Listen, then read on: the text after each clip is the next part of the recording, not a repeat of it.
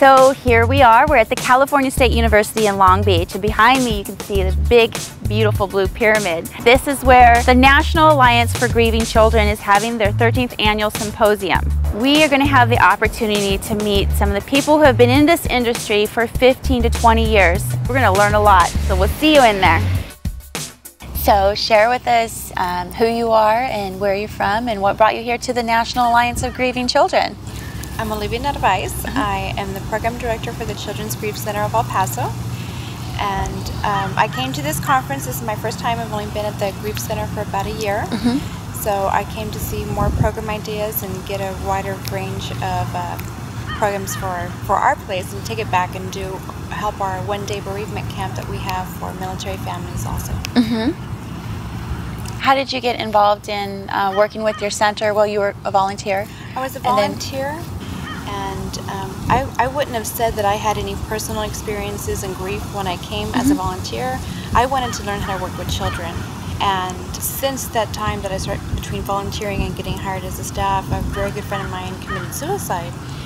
And so that's something that I, just this morning in one of the lectures, was overwhelmed with. I mean, I'd never really processed that because it was a good friend of mine, but people would say, well, you're not very close. I mean, the attachment, they didn't see that it was an important attachment.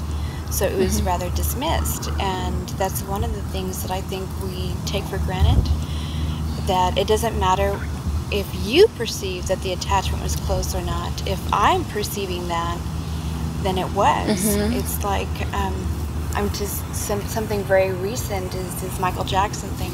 I have a 7-year-old daughter, and she is just in love with Michael Jackson.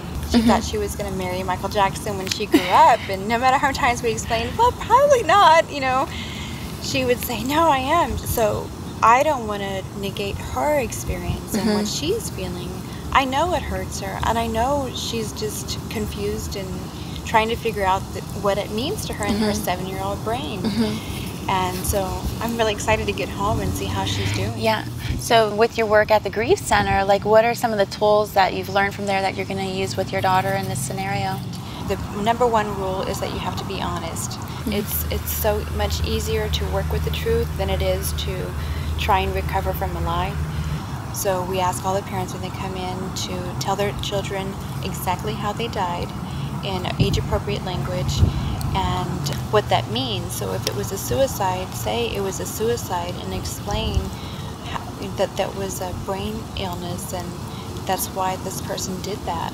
And with children, we know they need extra hugs, they need extra comfort and taking longer to tuck them in, or whatever it is that they're telling you, and they will tell you, they will show you in some way what they need, and you just have to pick up on that and roll with it. And probably when I get home, I'll sleep with her tonight just so I can put my arm around her and she knows that she's okay. It'll be extra comfort, extra love for her, and talk to her about all of her memories for the last 4 years about how important Michael Jackson was to her. And we might have to do the moonwalk and listen to the music for weeks and weeks and months on end. And I think that's very important for parents to acknowledge that even these removed deaths that maybe are not our family are important. They're so very important to us. And it's you can see the nation grieving right now.